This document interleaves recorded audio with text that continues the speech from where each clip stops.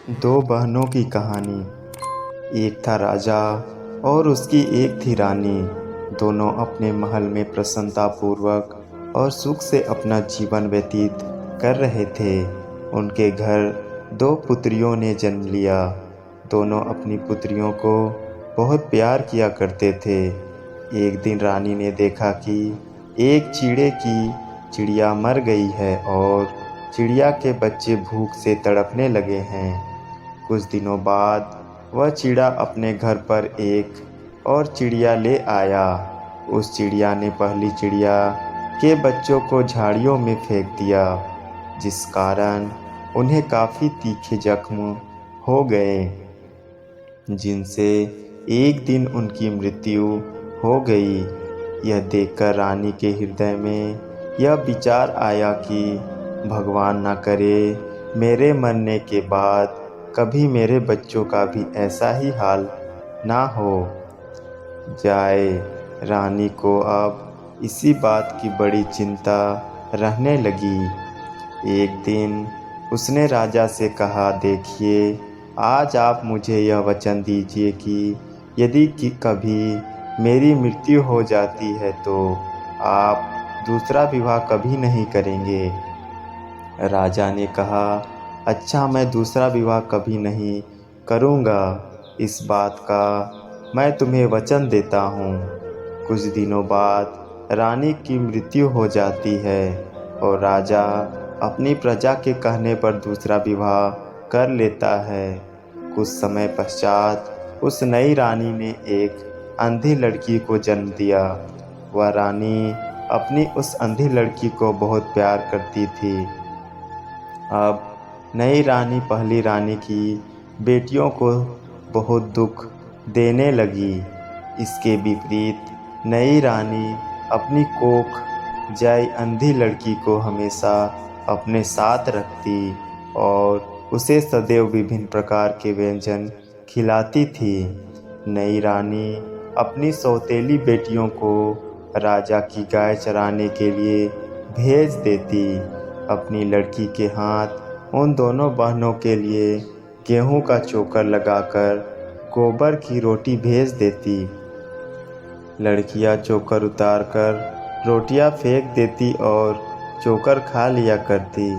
इस प्रकार सोनी और मोनी नाम की दोनों बहनें अपनी माँ की समाधि पर जाकर रोने लगती। एक दिन माँ की समाधि में से यह आवाज़ आई, बेटियों, देखो, तुम किसी गाय को पकड़कर उसका दूध पी लिया करो। उन दोनों बहनों ने माँ की आज्ञा का पालन करते हुए उसी तरह से गाय का दूध पीना आरंभ कर दिया।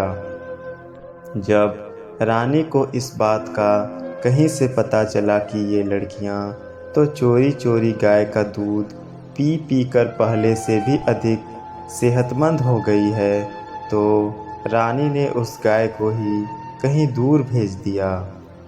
सोनी और मोनी दोनों बहनें रोती हुई फिर एक दिन माँ की समाधि पर गई। समाधि में से आवाज़ आई कि इस समाधि से कुछ ही कदम आगे बरगद के एक वृक्ष के साथ एक बेरी खड़ी हुई है। तुम दोनों वहाँ जाकर उसमें लगे हुए कुछ बेर खा लिया करो। इस प्रकार वे दोनों बेर खाकर अपनी भूख मिटाने लगी।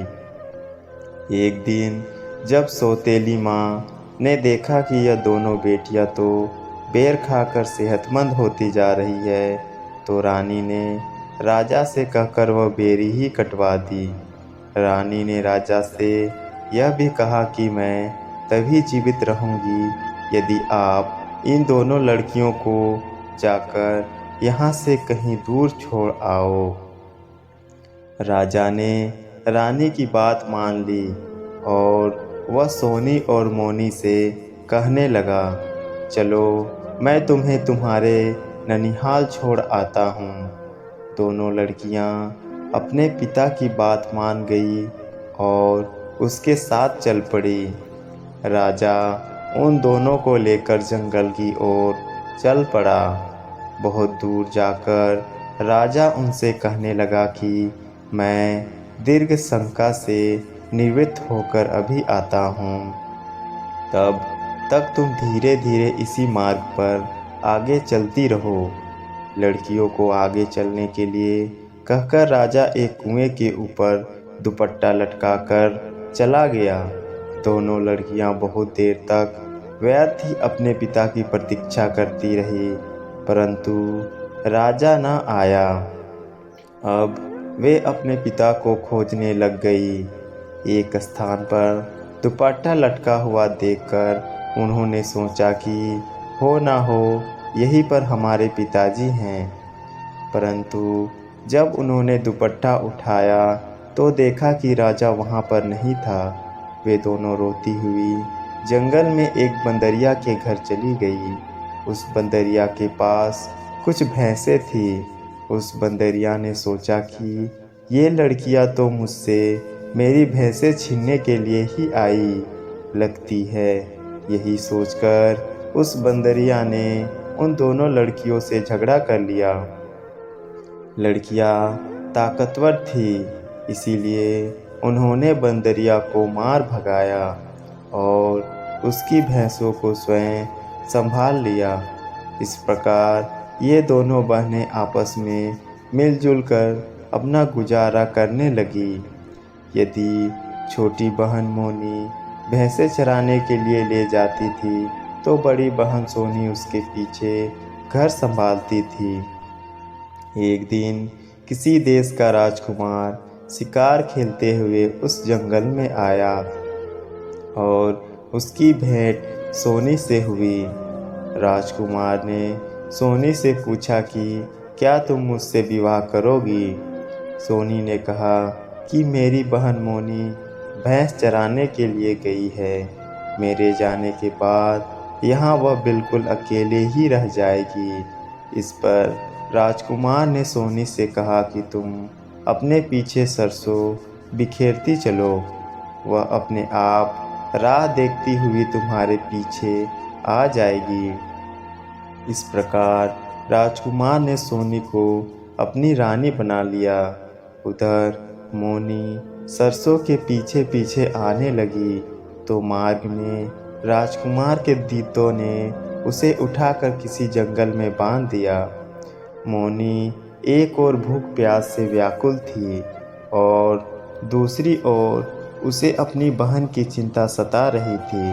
परंतु एक दिन सोनी अपने पति के साथ मोनी को खोजने निकली। एक स्थान पर उसने पाया कि मोनी को किसी ने एक पेड़ के साथ बांध कर रखा हुआ है। सोनी और राजकुमार ने उसे खोला। फिर मोनी ने उन्हें सारी बात बताई।